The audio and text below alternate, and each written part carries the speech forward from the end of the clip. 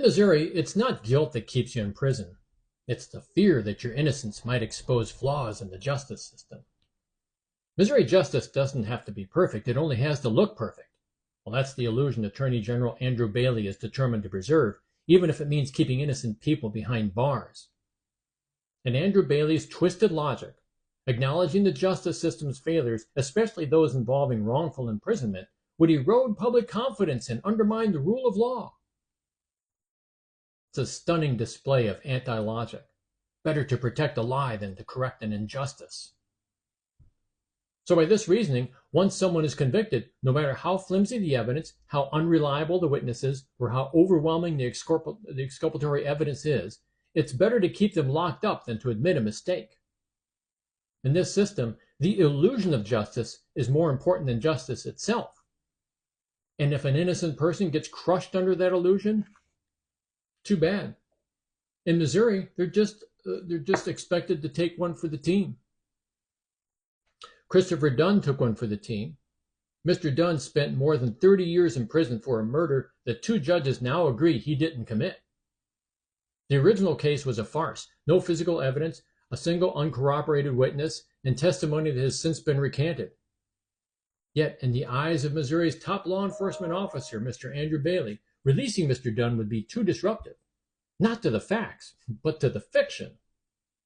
In an act of Orwellian cruelty, the Attorney General is now fighting to send him back to prison. Why? Because nothing says, trust the system, like punishing an innocent man. Now, some argue that making it easier for prisoners to petition for innocence could overwhelm the courts.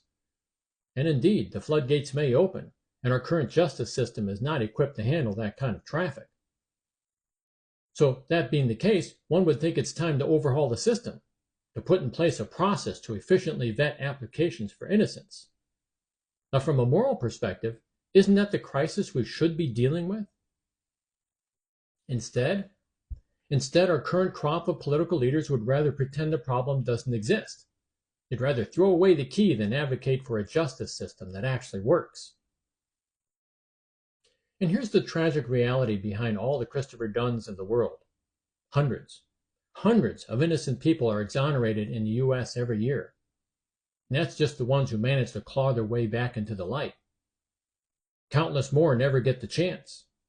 Wrongful convictions are not rare anomalies.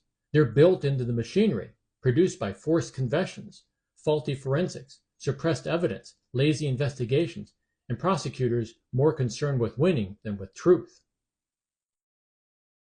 Look, if anything erodes public confidence in the justice system, it's not the admission that innocent people are in prison.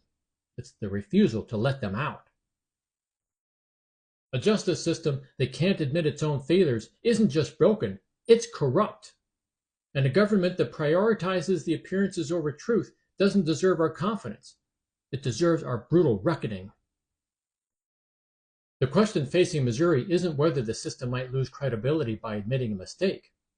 The real question is, how much credibility has it already lost by refusing to admit mistakes? My name is Dan Schaefer, previous Democratic candidate who ran for the Missouri House of Representatives, District 97. Thank you for your time.